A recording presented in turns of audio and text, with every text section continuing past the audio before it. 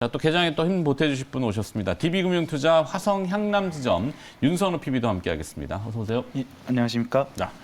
자, 윤선우 PB께는 개별 질문으로 어제 블룸버그 통신에서 한국의 태양광 풍력 기업들이 어떤 수혜가 될 것이다 이렇게 얘기들을 했습니다. 그래서 하나솔루션이라는 기업과 CS 윈드 이렇게 대표적으로 나왔던 것 같은데 좀 그 부분을 풀어주실까요? 우선은 지금 보시면은 어제 시장 같은 경우에도 역시나 2차 전지 제외하고는 이제 태조 이방원에서 2차 전지 제외하고는 모든 산업들이 다 잘 갔습니다. 그 중에서 이제 태양광 쪽이 좀 세게 갔었는데 태양광 같은 경우는 지금 보시면은 우선 풍력 쪽이 먼저 이제 고점을 뚫고 이제 상승을 하고 있지만 아직 태양광 쪽에서 아직 고점 뚫는 시도를 못한 상태에서 지금 상승이 올라가고 있고, 또 어제 좀 고무적이었던 거는 이제 OCI가 다른 이제 현대에너지솔루션이나 이제 태양광 쪽에 갈 때 빠지거나 아니면 가지 못했는데 거의 한 9%대 상승하면서 조금 이제 태양광 쪽도 전체적으로 다 올라갈 준비를 하고 있는 것 같고, 또 이제 스촨성 쪽에 이제 전력난이 나오면서 이제 폴리실리콘 가격이 올라가면서 이것도 이제 OCI 쪽에 이제 수혜가 되면서 아마 태양광 쪽은 앞으로도 지금 미국 인플레 감축법 때문에 더 올라갈 것 같고, 또 풍력도 함께 보시면은 좋지만 이미 많이 올라가 있는 상태여서 조금 길게 보시고 조정 시 매수하시면 좋을 것 같고, 또 한 가지 지금 뭐 시장에서 이미 알려져 있긴 하지만 좀 많이 모르시는 것들이 이제 수소 쪽도 이제 인플레 감축 쪽으로는 이제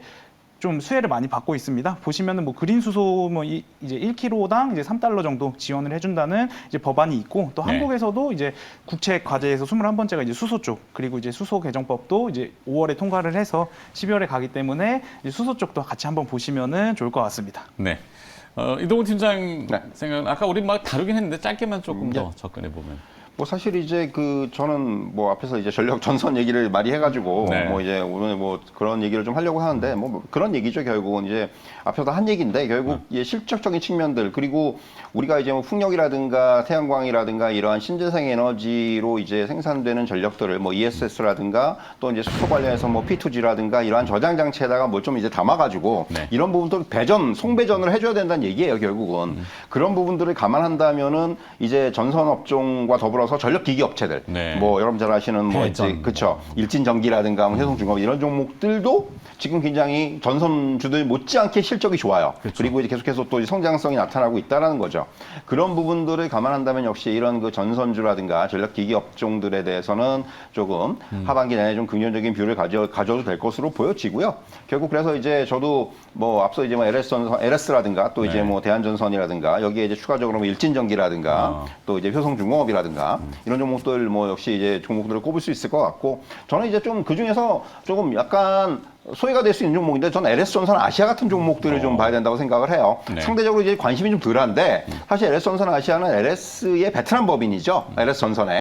그래서 사실 그래서 이제 동남아 시장에 대한 그 압도적인 어떤 점유율을 가지고 있어요. 특히 이제 아직까지 이 지역은 특징적으로 봤을 때 아직까지 전선이라든가 이런 부분들 인프라가 덜 돼 있다는 거예요. 그래서 앞으로의 어떤 성장성, 계속해서 그게 이제 수주가 끊임없이 들어오고 앞으로 이런 성장성이 굉장히 무한하다는 부분이 저는 굉장히 좀 의미 있다고 생각을 하고요.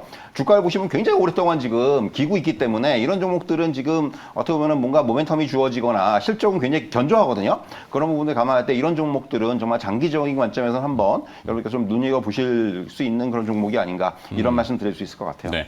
자, 이동훈 팀장의 오늘 핵심 전략은 전선, 전력기, 그래서 저점 매수, 하반기에 더 빛난다 이렇게 중요했고, 우리 앞에 좀 많이 다뤘기 때문에 윤선우 PB의 오늘 핵심 전략은 뭘까요? 화면 볼까요? 컨텐츠로 보는 이동훈 팀장님 섹터인데.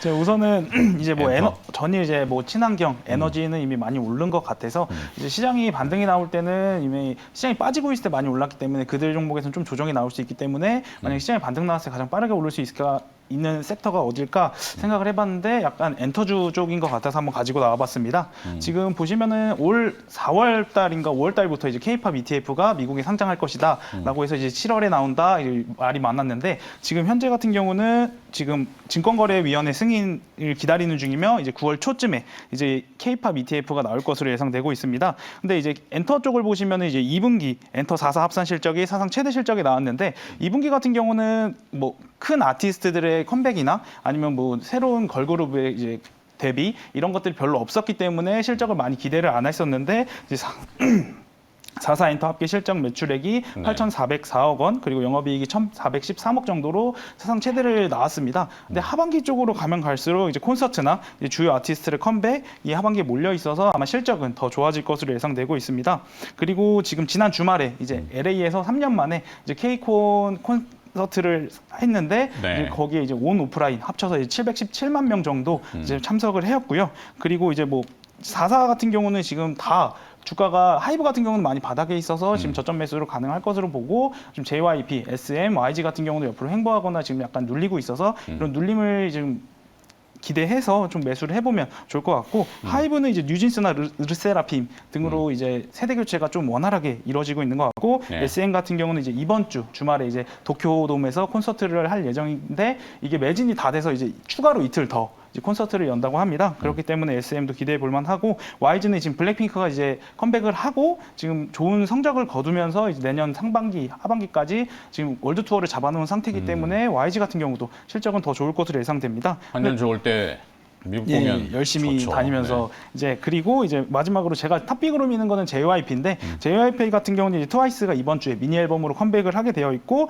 그리고 있지, 니쥬, 스트레이 키즈 등 이제 일본 쪽으로 콘서트가 많이 있기 때문에 JYP 한번 눈여겨보시면 좋을 것 같은데 제가 JYP를 고른 이유는 바로 다른 엔터 3사 같은 경우는 이제 영업이익률이 이제 10% 초중반대로 나오고 있는데 JYP 같은 경우는 올 2분기에 이제 35%대 영업이익률을 기록했습니다. 그렇기 때문에 고정비가 증가가 제한적으로 되면서 이제 영업 레버리지 효과가 일어나기 때문에 이런 실적을 나타냈었는데 하반기로 가면 갈수록 조금 더 좋은 실적이 나오지 않을까 싶어서 JYP 한번 가져와 봤고요. 네. JYP 같은 경우는 57,000원에서 59,000원대 한번 매수로 들어가 보시면 좋을 것 같습니다. 네.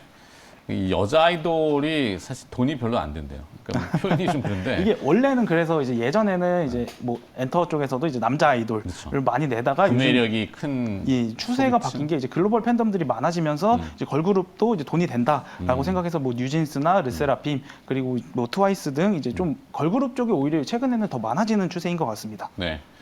안 여쭤볼 수 없죠. 이동훈 팀장님 전문 분야니까. 원래는 딴 거 여쭤보려고 했는데 일단 잠깐 그거 해주시고. 뭐 엔터 그렇죠. 엔터. 예, 아니 뭐 사실 지금 뭐 윤석열 피규어서 말씀해 주셨지만 저도 이제 JYP 지난주에도 한번 말씀드렸던 것 같은데 결국 이제 가장 포인트는 앞에서 이제 말씀해 주신 대로 이제 그 해외 공연이라든가 이런 부분들이 본격화되고 있다라는 거죠. 이것도 이제 뭐 작게 하는 게 아니고 대규모의 공연들이 사실 우리가 이제 매출에서 상당히 높은 비중을 차지하는 이러한 어떤 그런 그 공연이 이제 다시 활성화가 되고 있다는 부분이 아무래도 눈여겨볼 수 있는 그런 요인들이고 네. 그리고 또 하나는 역시 이제 올해 대부분의 아티스트들이 다 컴백을 해요. 그래 뭐 이제 최근에 보시면 뭐 블랙핑크도 컴백을 했고 그리고 이제 뭐 지난주에도 말씀드렸지만은 뭐 이제 JYP 같은 경우도 지금 새로운 또 아티스트들을 계속해서 라인업을 또 이제 그 신규 아티스트들을 내고 있고 이런 부분들 이제 그런 것들이 이제 그 이런 실적으로 연결될 수 있는 뭐 아시겠지만 몇 년 동안은 이런 비대면이라든가 온라인이라든가 이런 쪽에서 사실은 한계가 많았는데 이제는 이러한 아티스트의 컴백과 그리고 본격적인 공연 활동과 이런 부분들은 결국은 실적으로 바로바로 연결이 될 수 있는 이제 그런 요인들이기 때문에 사실 저는 뭐 이런 엔터테인먼트 관련주들은 올해 상당히 그 실적의 점프업이라든가 이런 부분도 가능할 것으로 보여지고요. 그렇기 때문에 이런 쪽에서 저는 장기적으로 봐도 뭐 계속해서 좀 긍정적으로 볼 필요가 있다. 이런 말씀 드릴 수 있을 것 같습니다. 그렇습니다. 뭐 엔터테인먼트 업체 잠깐 들여다봤고